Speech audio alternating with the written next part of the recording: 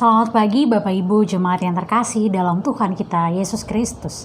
Kita kembali lagi dalam renungan di pagi hari ini.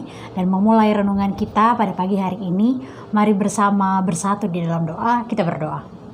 Bapa, terima kasih untuk kesempatan kehidupan yang masih Tuhan anugerahkan bagi setiap kami di pagi hari ini. Sebentar kami akan bersama membaca dan merenungkan kebenaran firman-Mu.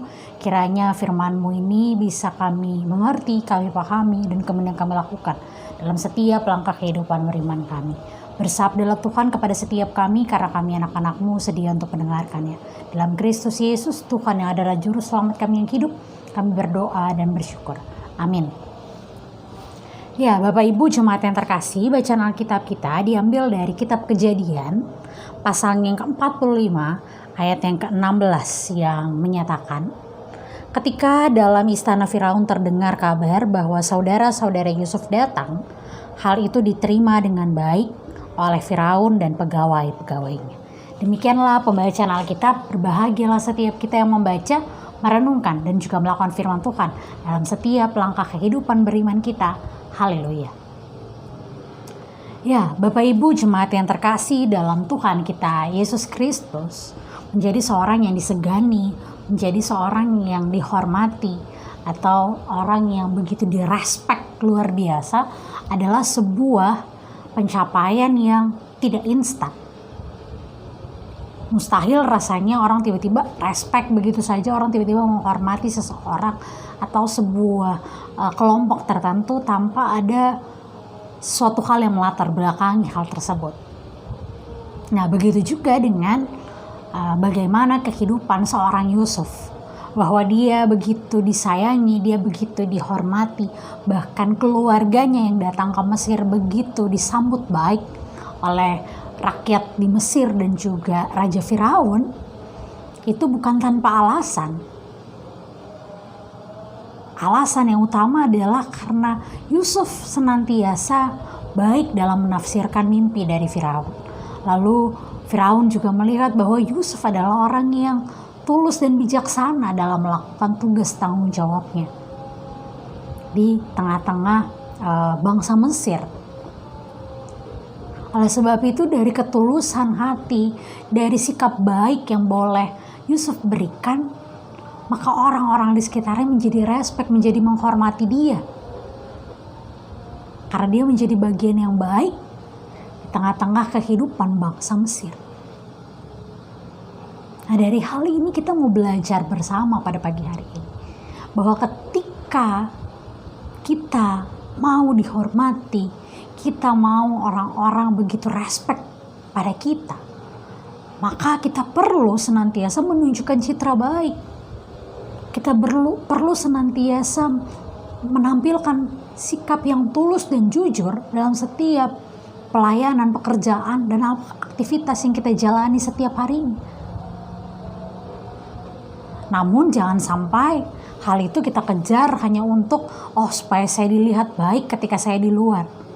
Tapi tidak kemudian kita lakukan dalam lingkungan terkecil kita, yaitu di rumah. Sebagai contoh, bagaimana seorang anak dapat menghormati dan respek kepada orang tuanya adalah ketika orang tuanya meneladankan teladan baik bagi kehidupan anak-anaknya. Bagaimana seorang kakak bisa dihormati oleh adik-adiknya adalah ketika dia mau menjadi teladan yang baik. Bagaimana kita sebagai seorang pimpinan di pekerjaan kita dapat dihormati oleh bawahan-bawahan kita di kantor. Tentu saja ketika kita memberikan pekerjaan kita dan melakukan dan menghargai mereka dengan baik. Berat rasanya ketika kita menjadi seseorang yang angkuh, yang sombong, yang suka membenarkan diri, yang egois, yang semena-mena, lalu akan ada orang-orang yang respect atau menghormati kita. Rasanya tidak ada yang akan menghormati kita. Justru orang-orang akan membicarakan kita, memperguncingkan kita di belakang kita ketika hal-hal tersebutlah yang kita lakukan. Oleh sebab itu, hari ini kita mau belajar bagaimana menjadi sosok pribadi yang menampilkan citra baik dimanapun kita berada.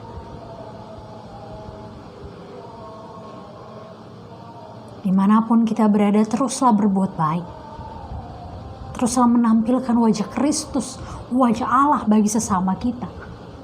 Lewat setiap tingkah laku, tutur kata yang kita jalankan setiap harinya. Agar kelak keturunan kita, keluarga kita diterima dengan baik. Karena kita telah berbuat baik bagi orang-orang di sekitar kita.